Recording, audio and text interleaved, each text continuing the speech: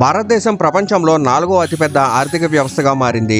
మన దేశం ఎంత వేగంగా అభివృద్ధి చెందుతుందో దానికి అతిపెద్ద సాక్ష్యం ప్రపంచ స్థాయి ఎక్స్ప్రెస్ వేలు మరియు మన సూపర్ ఫాస్ట్ హైవేలు. కానీ ఈ విలాసమైన హైవేల పైన ప్రయాణం చేయడం ఇప్పుడు సామాన్యుడికి మాత్రమే కాదు, అప్పర్ మిడిల్ క్లాస్ వాళ్లకు కూడా ఖరీదైన వ్యవహారంగా మారింది. దీని వెనక ఒకే ఒక కారణం భారీ టోల్ ట్యాక్సెస్.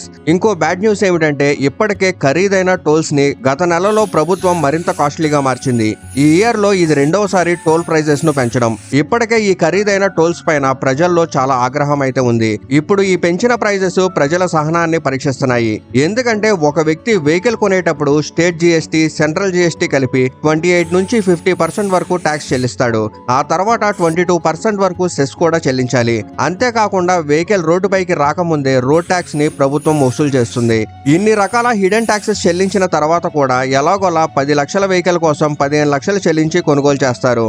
ఆ తర్వాత కూడా దాదాపు లీటర్ కు 100 రూపాయలు ఖర్చు చేసి ఫ్యూయల్ ని కొనాలి. ఇన్ని ట్యాక్సెస్ వసూలు చేసిన తర్వాత కూడా అత్యంత ఖరీదైన టోల్ ని కూడా వసూలు చేస్తారు. మన పబ్లిక్ ట్రాన్స్పోర్ట్ సిస్టమ్ పరిస్థితి ఎవరికీ తెలియని రహస్యం కాదు. అందుకే బాధ్యతగా ప్రజలు పర్సనల్ వెహికల్స్ తో ప్రయాణం చేయడాన్ని ఎంచుకుంటున్నారు. ఈ బాధ్యతలో వాళ్ళు ఎక్కువ ఖర్చు భరించాల్సి వస్తుంది. కానీ లెక్కలు చూస్తే టోల్ ట్యాక్సెస్ పైన ప్రజలు తీవ్రంగా ఫ్రస్ట్రేట్ అవుతున్నారు. నిజానికి భారతదేశంలో టోల్ రేట్స్ ఇతర దేశాలతో పోలిస్తే అంత కాస్ట్లీవి కావు. అయితే ఇతర దేశాల్లో టోల్ రేట్లు భారతదేశం కంటే చాలా ఎక్కువ. అయినప్పటికీ భారతీయులు టోల్ ట్యాక్స్ మరియు ఈ టోల్ సిస్టమ్ పైన ఎందుకు ఇంత ఆగ్రహంగా ఉన్నారనే ప్రశ్న వస్తుంది. ఈ రోజు ఈ వీడియోలో భారతదేశంలో అధిక టోల్ ట్యాక్సెస్ తో ఎదురవుతున్న సమస్యలను డీటెయిల్డ్ గా తెలుసుకుందాం. ఈ సిస్టమ్ లో లోపం ఎక్కడుంది, ఈ టోల్ ట్యాక్సెస్ వల్ల సూపర్ ఫాస్ట్ ఎక్స్ప్రెస్ వేలు మన ఆర్థిక వ్యవస్థను ఎలా స్లో డౌన్ చేస్తున్నాయి, ఈ సమస్యను ఎలా సాల్వ్ చేయొచ్చు అనే విషయాలు కూడా చెప్తాను. మొదటి విషయం ఏంటంటే దేశవ్యాప్తంగా 855 టోల్ ప్లాజాలో ప్రైజెస్ ను పెంచారు. ఈ 4 నుంచి 5% పెరుగుదలంటే ఒక ఎక్స్ప్రెస్ వే పైన ఒక ట్రిప్ కి మీరు 135 రూపాయలు చెల్లించేవాళ్ళు. ఇప్పుడు అది దాదాపు 165కి పెరిగింది.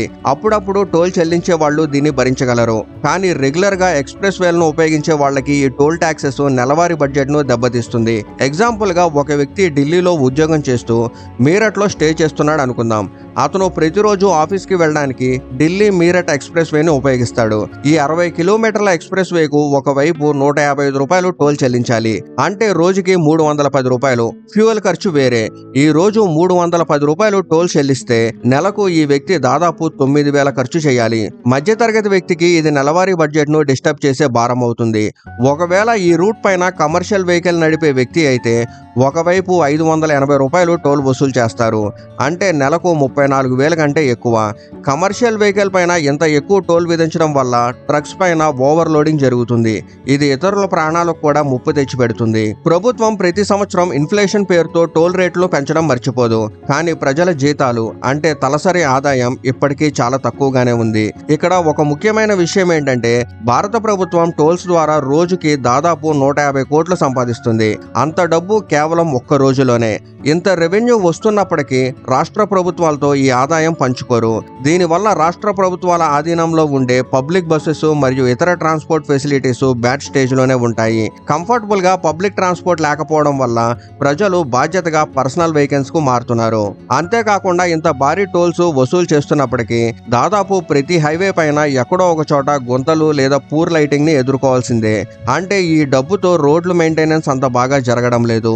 సిటీస్ లోని రోడ్ల పరిస్థితి గురించి అందరికీ తెలిసిందే. ప్రభుత్వం రోడ్లు మెయింటెనెన్స్ చేయలేమని భావిస్తే పబ్లిక్ ప్రైవేట్ ఒప్పందాల ద్వారా చాలా టోల్ ప్లాజాను ప్రైవేట్ కంపెనీలకు అప్పగించింది. దీంతో టోల్ సిస్టమ్ లో ట్రాన్స్పరెన్సీ పూర్తిగా పోయింది. ప్రైవేట్ కంపెనీస్ ఈ సిస్టమ్ లోకి ఎంటర్ అవడంతో లాభం కోరుకునే అవకాశం సహజంగానే వస్తుంది. ఎగ్జాంపుల్ గా ఒక ఎక్స్ప్రెస్ వే లేదా టోల్ రోడ్డు దగ్గరలో నిర్మిస్తున్నప్పుడు దాని పక్కనే ఉన్న ఫ్రీ స్టేట్ హైవే మెయింటెనెన్స్ ను కావాలని ఆపేస్తారు. దీని ద్వారా ప్రజలు బాధ్యతగా టోల్ రోడ్ ని ఎంచుకుంటారు. అంతేకాకుండా ప్రైవేట్ కంపెనీలతో టోల్ ప్లాజా కాంట్రాక్ట్స్ లో ఎలాంటి ట్రాన్స్పరెన్సీ లేదు. ఈ కాంట్రాక్ట్ డెడ్ లైన్ ఎందుకు ఎప్పుడు ఎక్స్టెండ్ అవుతుందో ఎవరికీ తెలియదు. ఈ కంపెనీస్ రోడ్ మెయింటెనెన్స్ ఖర్చుని ఎప్పుడు ఎంత వసూలు చేస్తాయో ఎలాంటి లెక్కలు ఉండవు. చాలా కంపెనీస్ ఖర్చులు వసూలు చేసిన తర్వాత కూడా హై టోల్స్ వసూలు చేస్తున్నాయి.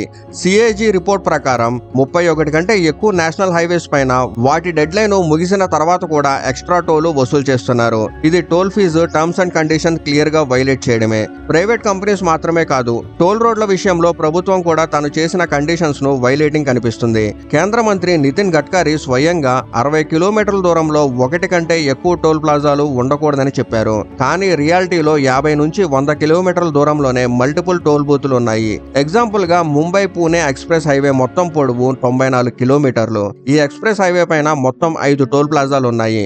మీరు ఏ పాయింట్ నుంచి ఎంటర్ అయినా కనీసం 2 నుంచి 3 టోల్స్ అయితే తప్పవు. ఇప్పుడు ఇంత టోల్ చెల్లించి ఎక్స్ప్రెస్ వే పైన ప్రయాణించి ఆదా చేసిన టైము సిటీలోకి ప్రవేశించగానే ట్రాఫిక్ లో వేస్ట్ అవుతుంది. అంటే రోడ్లు సరిగ్గా మెయింటైన్ చేయకపోవడమే ప్రజల ఆగ్రహానికి కారణం కాదు, మన రోడ్లు ఎలా ప్లాన్ చేస్తున్నారనేది కూడా పెద్ద సమస్య కేవలం హై టోల్ ప్రైజెస్ ది మాత్రమే కాదు, ఈ టోల్స్ ఎలా వసూలు చేస్తున్నారనేది కూడా పెద్ద ఇబ్బంది. ఫాస్టాగ్ వచ్చిన తర్వాత టోల్ వసూలు ఈజీ అవుతుందని ప్రజలు భావించారు. కానీ రియాలిటీలో ఏమైందంటే టోల్ ప్లాజాస్ వద్ద పెద్ద క్యూలు, ట్రాఫిక్ మరియు టోల్ బూతుల దగ్గర ప్రజలతో గొడవ. 2023 నాటికి భారతదేశంలో 97% టోల్ వసూలు ఫాస్టాగ్ ద్వారానే జరుగుతున్నాయి. అయినప్పటికీ ఫాస్టాగ్ లో తప్పుడు రీడింగ్స్, డబుల్ డిడక్షన్స్ సర్వసాధారణం.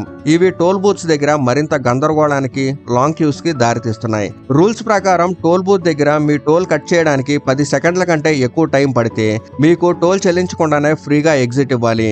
అలాగే టోల్ ప్లాజా దగ్గర వెహికల్ క్యూ 100 మీటర్ల కంటే ఎక్కువ ఉంటే మీ వెహికల్ ని టోల్ లేకుండానే పంపించాలి. కానీ ఈ రూల్స్ ని ఏ టోల్ ప్లాజా దగ్గర పాటించడం లేదు. Last year national highway authority NHAI ఈ రూల్ ని తీసేసింది. టోల్ స్టాఫ్ దగ్గర లాంగ్ క్యూస్ గురించి కంప్లైంట్ చేస్తే వాళ్ళ దౌర్జన్యం గురించి అందరికీ తెలిసిందే. ఈ టోల్స్ కి సంబంధించిన అన్ని పాయింట్స్ ను కలిపి చూస్తే ప్రజలు టోల్స్ పైన ఎందుకు ఇంత కోపంగా ఉన్నారో క్లియర్ గా అర్థమవుతుంది. ఒకవైపు చూస్తే భారతదేశంలో టోల్ రేట్స్ అంత ఎక్కువ కాదు. ఇతర దేశాలతో పోలిస్తే భారతదేశంలో ఎక్స్ప్రెస్ వే యొక్క యావరేజ్ టోల్ ఖర్చు కిలోమీటర్ కి 2.25 పైసలు, అంటే 100 కిలోమీటర్లకి 225 రూపాయలు. అదే ఫ్రాన్స్ లో కిలోమీటర్ కి 10 సెంట్లు, అంటే ఇండియన్ రూపీస్ లో సుమారు 9 రూపాయలు. కొన్ని ఫ్రెంచ్ ఎక్స్ప్రెస్ వేలో ఈ ఖర్చు కిలోమీటర్లకి 18.8 వరకు ఉంటుంది. అదే విధంగా స్పెయిన్ లో 9 రూపాయలు, జపాన్ లో 13 రూపాయలు మరియు స్విట్జర్లాండ్ లో అత్యధికంగా 100 కిలోమీటర్లకి $26.5, అంటే సుమారు 2200. పాకిస్తాన్ లో కిలోమీటర్లకి 3 పాకిస్తానీ రూపాయలు, అంటే ఇండియన్ కరెన్సీలో సుమారు 90 పైసలు. దీని అంతటికీ అర్థం ఏంటంటే ప్రపంచంలోని మెయిన్ ఆర్థిక వ్యవస్థలతో పోలిస్తే భారతదేశంలో టోల్ ప్రైజెస్ చాలా ఎక్కువ. కానీ ఇక్కడ మరొక కోణం ఉంది. భారతదేశం ఇంకా అభివృద్ధి చెందిన దేశం కాదు, అభివృద్ధి చెందుతున్న దేశం. రెండవది మన తలసరి ఆదాయం ఈ అభివృద్ధి చెందిన దేశాలతో పోలిస్తే చాలా తక్కువ, కాబట్టి మనకు ఈ టోల్ ప్రైజెస్ కూడా ఎక్కువే. మూడవ కోణం ఏంటంటే వెస్ట్రన్ దేశాల్లో భారతదేశంతో పోలిస్తే టోల్ రోడ్స్ చాలా తక్కువ. ఎగ్జాంపుల్ గా UK లో కేవలం 20 టోల్ రోడ్స్, స్పెయిన్ లో 27 టోల్ రోడ్స్ ఉన్నాయి. కానీ భారతదేశంలో దాదాపు అన్ని నేషనల్ హైవేస్, ఎక్స్ప్రెస్ వేల పైన టోల్స్ వసూలు చేస్తున్నారు.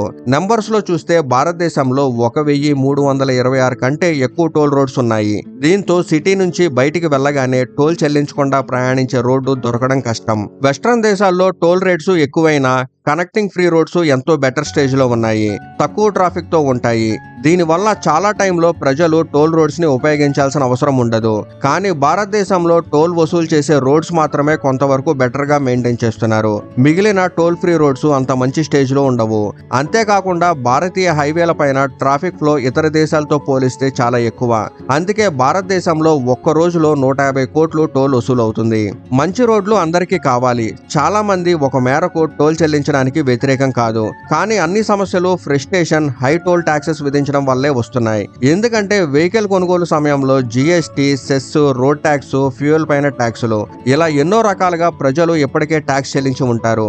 ఆ పైన దాదాపు ప్రతి రోడ్డు పైన ప్రయాణించడానికి టోల్ చెల్లించి రావడంతో పర్సనల్ వెహికల్స్ తో ప్రయాణం కంఫర్ట్ కంటే లగ్జరీగా మారింది. ప్రభుత్వం ఈ పరిస్థితిని సరిదిద్దాలంటే పబ్లిక్ ట్రాన్స్పోర్ట్ సిస్టమ్ ను బెటర్ గా చేయాలి. దీంతో రోడ్స్ పైన ట్రాఫిక్ తగ్గుతుంది. టోల్ సిస్టమ్ లో ట్రాన్స్పరెన్సీ తీసుకురావాలి. దీని ద్వారా టోల్ ప్లాజా ఎంత డబ్బులు వసూలు చేసింది, ఎంత ఎక్స్ట్రా టోల్ వసూలు చేయబడుతుందో ప్రజలకి తెలుస్తుంది. ఈ ఇన్ఫర్మేషన్ ని టోల్ బూత్ దగ్గర స్క్రీన్ పైన డిస్ప్లే చేయొచ్చు. డెడ్ లైన్ ముగిసిన తర్వాత టోల్ ప్లాజాస్ ను వెంటనే ఫ్రీ చేయాలి. టోల్ స్టాఫ్ రూల్స్ ని ఖచ్చితంగా పాటించాలి. దీని ద్వారా టోల్స్ దగ్గర ట్రాఫిక్ జామ్స్ ఏర్పడవు. మీరు టోల్ ట్యాక్స్ గురించి ఏమనుకుంటున్నారో కామెంట్లో చెప్పండి.